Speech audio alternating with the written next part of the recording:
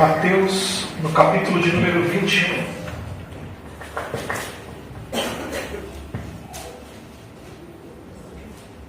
Mateus 21, do 28 ao 32.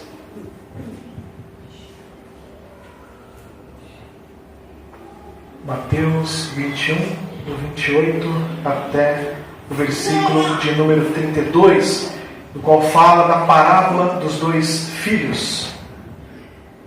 E que vos parece? O homem tinha 2 filhos. Chegando seu primeiro disse: Filho, vai hoje trabalhar na vinha. Ele respondeu: Sim, Senhor. Porém não foi. Dirigindo-se ao segundo, disse-lhe a mesma coisa, mas este respondeu: Não quero. Depois, arrependido foi. Qual dos 2 fez a vontade do Pai? Disseram: o segundo. Declarou-lhes Jesus: Em verdade vos digo que publicanos e meretrizes vos precedem no reino de Deus.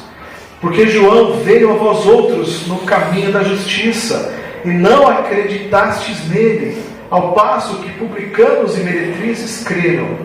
Vós, porém, mesmo vendo isto, não vos arrependestes, afinal, para acreditardes nele. Palavra do nosso Senhor. Você pode se sentar. Hoje iremos meditar, refletir sobre a parábola dos 2 filhos, trazendo essa ideia do que as aparências enganam, quando as aparências enganam.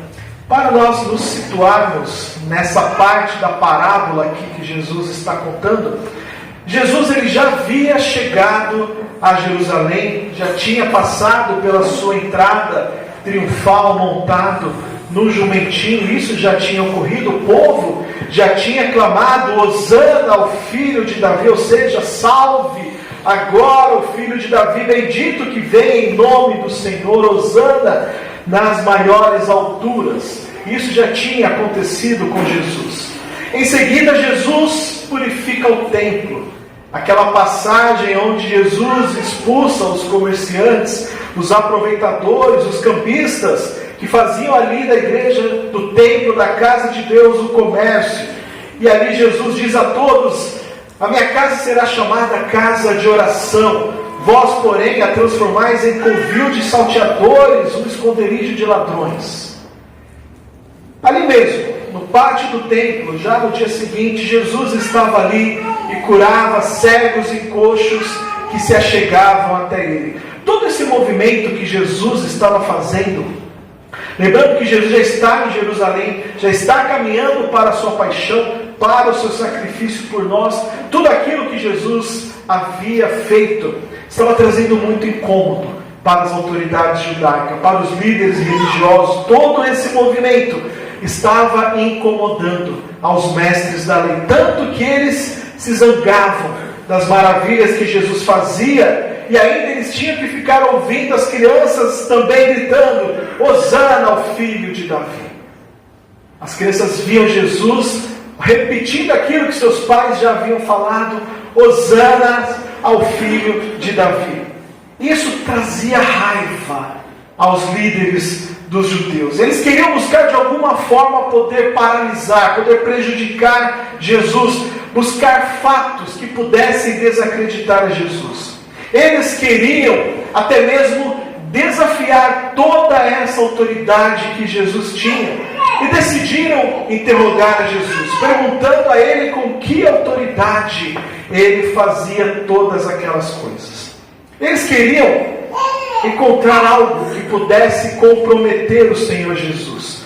E Jesus, com toda a sua sabedoria, disse que também faria uma pergunta a eles. Caso eles respondessem de verdade a essa pergunta, Jesus também responderia daquilo que eles haviam perguntado a ele. E Jesus faz então a seguinte pergunta: respondam para mim, quem deu autoridade a João para batizar? Foi Deus ou foi as pessoas? Essa pergunta gera um problema ali para os líderes judaicos. porque dependendo da resposta, eles poderiam trazer um grande problema para eles. Isso está um pouco antes do relato da parábola que nós lemos. Então, os líderes começaram a dizer uns aos outros: se dissermos que foi Deus, ele vai perguntar: então por que vocês não creram em João? Mas, se dissermos que foram pessoas, temos medo do que o povo pode fazer, pois todos acham que João era profeta. Essa pergunta de Jesus, então, deixa eles numa enrascada. Eles não sabem efetivamente o que responder para Jesus. Por isso eles acabam respondendo: não sabemos. Nós não sabemos. A gente pode perceber que há uma mentira nessa resposta, porque eles sabiam efetivamente a quem João estava ali, da onde vinha a autoridade de João. E eles preferiram mentir para que não se complicassem perante o povo, lembrando que Jesus estava ali no templo e o povo todo estava ao redor de Jesus. Por isso que Jesus responde para eles: então eu também não digo com que autoridade eu faço essas coisas.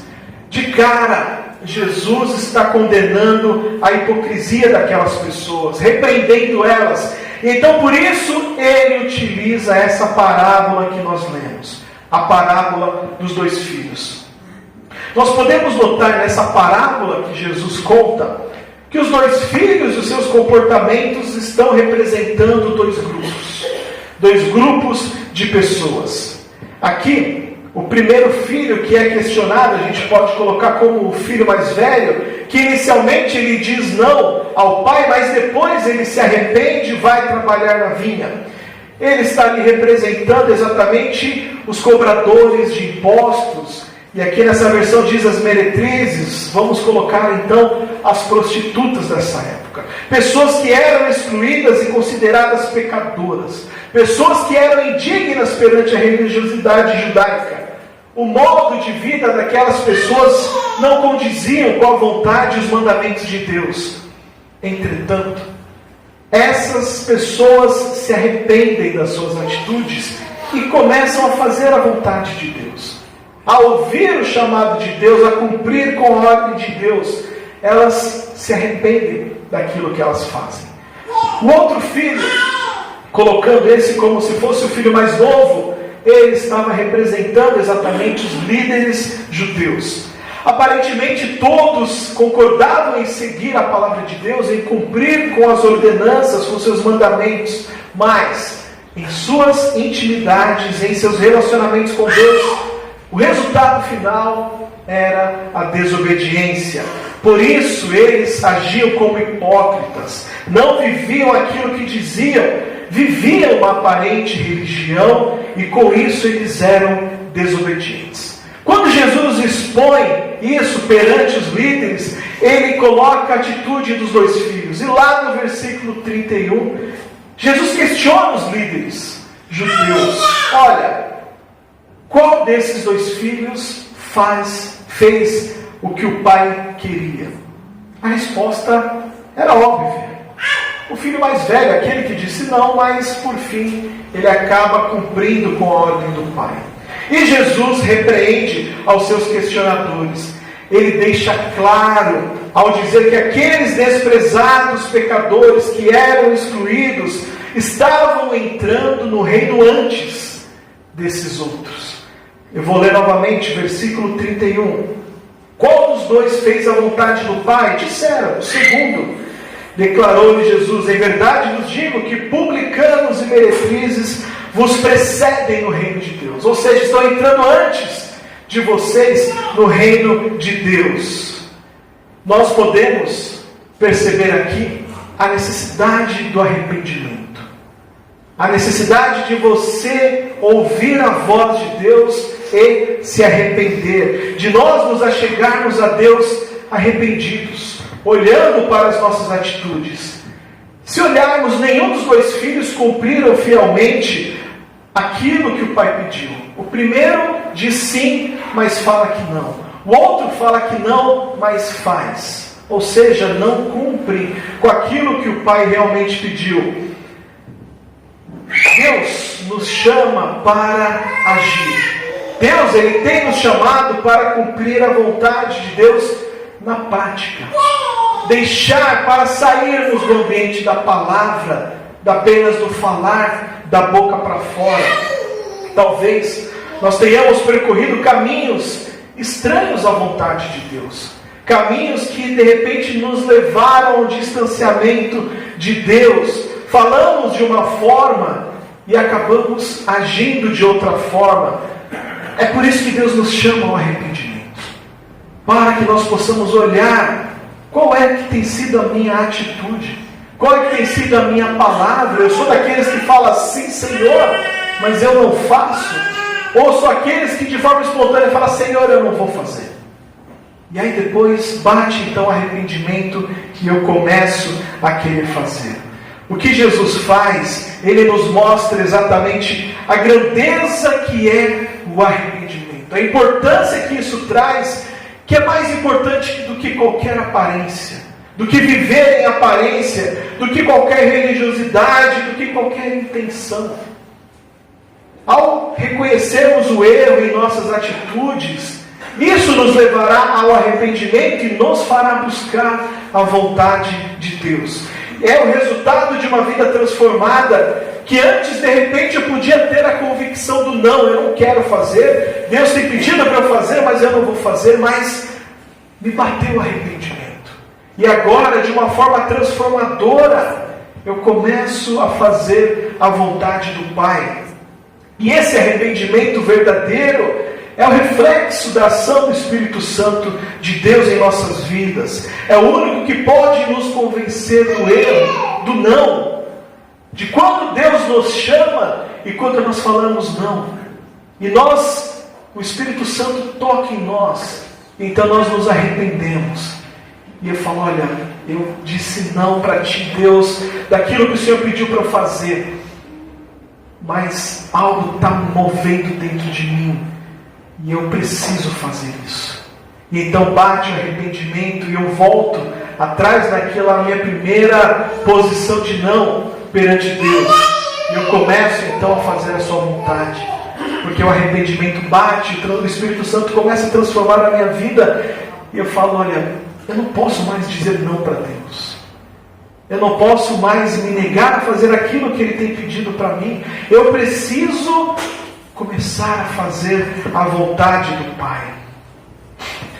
Por isso, a necessidade do arrependimento. E quando nós observamos, quantas vezes Deus já nos pediu para fazer algo, nos chamou para alguma coisa e quantas vezes nós negamos, ou colocamos o pecado como impeditivo de realizar essas ações.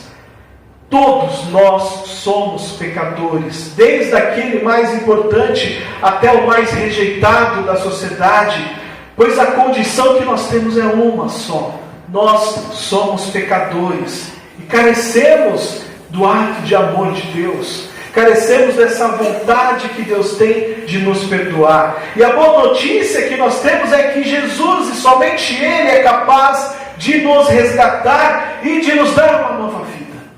De termos a condição de que lá atrás, quando nós dissemos não, agora arrependidos por isso, podemos então dizer o sim. Lembremos, ninguém consegue enganar a Deus.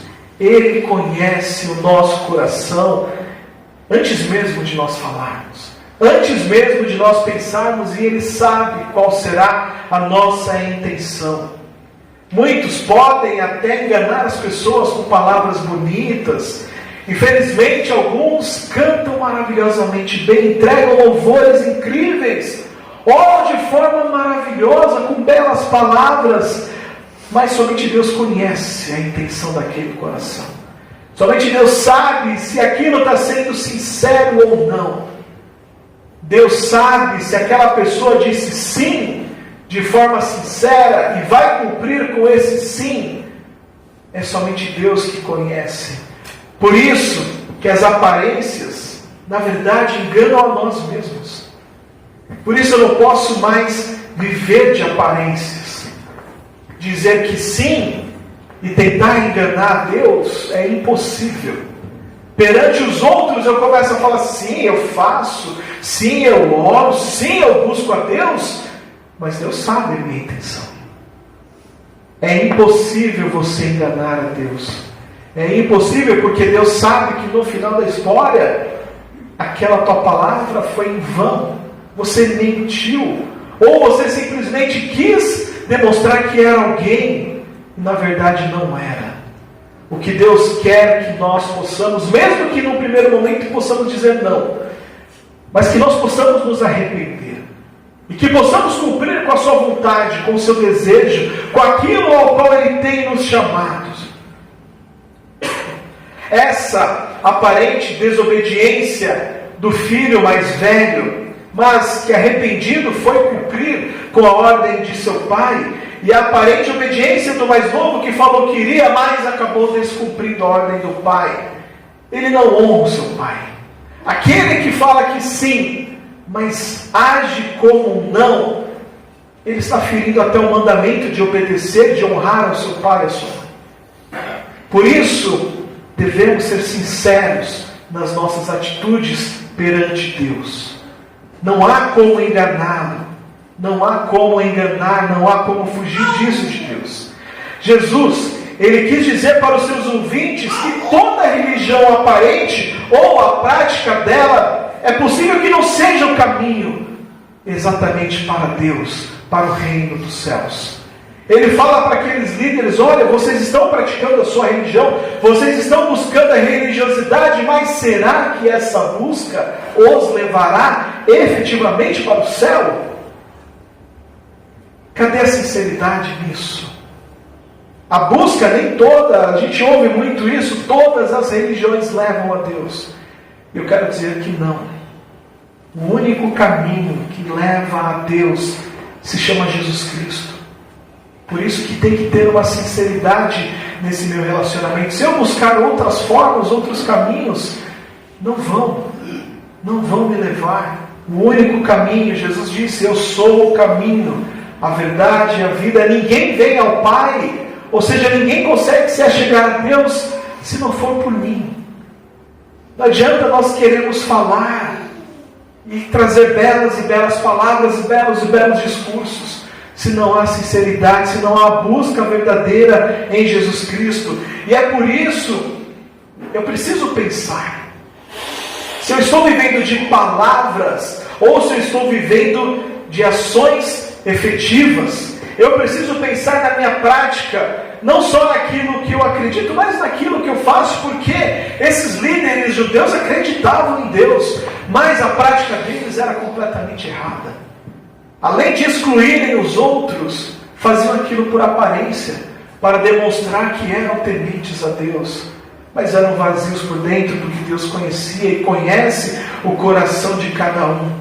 Por isso eu preciso realmente olhar para a minha vida. Como é que eu estou agindo? Como é que eu respondo efetivamente ao chamado de Deus sobre a minha vida? Será que eu sou do grupo que eu digo sim aparentemente, mas me bate uma preguiça danada e eu não quero mais fazer aquilo? Mas eu fiz para que no meu grupo eu pudesse então parecer que eu era um membro, um crente fiel. Ou será que eu sou efetivamente aquele que, mesmo que eu diga não, eu me arrependa e vá fazer? O que Deus espera é que nós falemos o sim. Quando Deus nos chamar, que possamos dizer o sim, que não agimos como esses dois filhos, mas que possamos estar prontos, de prontidão a fazer a vontade. Mas, se por alguma situação eu venho dizer não, que eu me arrependa e eu possa falar: Senhor, olha, eu não sei onde eu estava com a cabeça, e lá atrás o Senhor me chamou para falar com aquela pessoa e eu disse não. Senhor, eu estou arrependido disso, eu vou falar com aquela pessoa. Senhor, aquela atitude que eu estava fazendo e o Senhor me repreendeu e eu continuei fazendo, eu me arrependo, Senhor, disso. Eu quero ter uma nova vida, uma nova condição de vida, de pensamento. Eu quero viver de uma nova forma. Senhor, eu estou arrependido. Eu digo sim para a transformação da minha vida. Eu digo sim para o teu chamado. O Senhor está me chamando para fazer algo que eu estou enrolando. Chegou o momento de dizer o sim. Chegou o momento de falar: Senhor, eu vou cumprir com a tua vontade. Não dá mais para escapar, não dá mais para fugir disso. O Senhor está me chamando, eu preciso fazer isso. Jesus, Ele está nos chamando para aderirmos à vontade do Pai, não só com palavras, não só dizendo aqui na frente dos nossos irmãos. Jesus está nos chamando para fazermos isso também nas nossas atitudes. No meu dia a dia, quando eu estou longe dos nossos, quando eu estou longe da igreja, para não ser um crente 007, um agente secreto, que ninguém descubra que eu sou crente, mas que possamos efetivamente fazer a vontade de Deus aonde nós formos, cheios de amor, cheios de fazer a vontade, trabalhando em prol do reino dele, anunciando a salvação do seu Filho Jesus Cristo por onde nós formos, compartilhando do amor de Deus por onde nós andarmos. Eu preciso responder ao chamado que Deus tem feito para mim, e esse chamado é muito particular. Você sabe o que Deus tem te chamado. De repente, se você não está entendendo ainda, fala: Senhor, me dá com clareza o que o Senhor quer que eu faça. Me mostra o que o Senhor tem para a minha vida. E Deus vai clareando, vai te mostrando. Deus vai mostrar. Mas quando você sentir isso, quando você perceber isso, não fale sim e depois haja com não. Ou não diga o não. De repente, se você tem falado não, talvez seja a hora de agora começar a falar o sim. Sim, Senhor, eu vou fazer a sua vontade. Sim, Senhor, eu vou cumprir com aquilo que o Senhor tem me chamado. O Senhor tem despertado um desejo no meu coração tão grande de fazer aquilo. Sim, Senhor, eu vou fazer aquilo. Chega de protelar, chega de deixar para depois. Nós podemos observar que Jesus coloca ali dois grupos, não há um terceiro irmão. Como naquela outra parábola que nós já refletimos dos dois fundamentos, há o prudente e há o insensato. Aonde eu vou? Qual que é a minha atitude? Por isso, ouça o chamado que Deus tem para a sua vida. E que a gente possa ter uma novidade de vida, porque as aparências, elas enganam apenas a nós.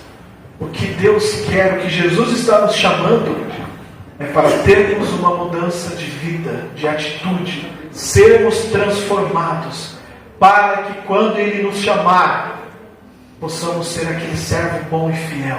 Sim, Senhor, eu vou fazer a tua vontade. Sim, Senhor, eu vou mudar de vida. Sim, Senhor, eu vou abandonar aquela minha prática. Sim, Senhor, eu quero ter uma nova vida a partir de já.